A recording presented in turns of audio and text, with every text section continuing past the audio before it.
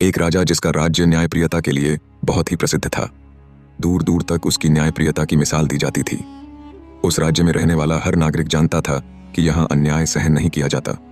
इसी राज्य में एक विधवा महिला रहती थी।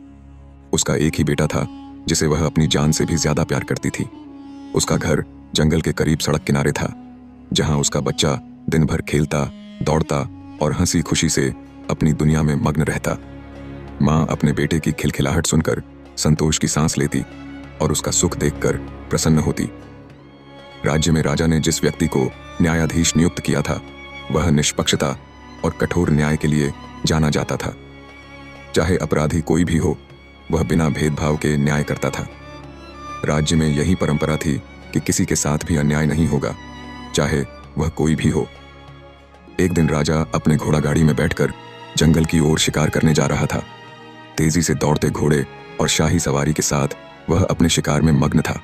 इसी बीच विधवा का बेटा खेलते खेलते अचानक सड़क पर आ गया।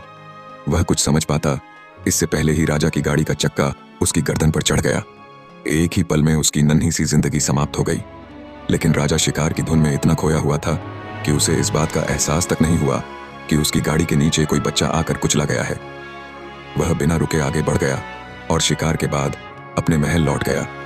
जब माँ ने अपने बेटे को सड़क पर मृत अवस्था पड़ा देखा तो उसकी चीख से पूरा मोहल्ला गूंज उठा। वह अपने बेटे के निर्जीव शरीर से लिपटकर फूट फूट कर रोने लगी। उसकी दुनिया उजड़ गई थी। बिलखती हुई वह महिला न्याय की आशा में न्यायाधीश के पास पहुंची। आंसू से भीगी आंखों से उसने अपनी फरियाद रखी। हे न्यायाधीश, मेरा बेटा निर्दोष था। वह सड़क पर खेल रहा था, लेकिन राजा की गाड़ी के नीचे आकर मर गया।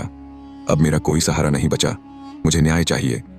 न्यायाधीश ने सिपाहियों को आदेश दिया कि वह घटना की पूरी जांच करें और पता करें कि इस बात में कितनी सच्चाई है। आसपास के लोगों से पूछताछ करने के बाद सिपाहियों ने बताया, यह बच्चा राजा की घोड़ा गाड़ी से ही कुचलकर मारा गया है।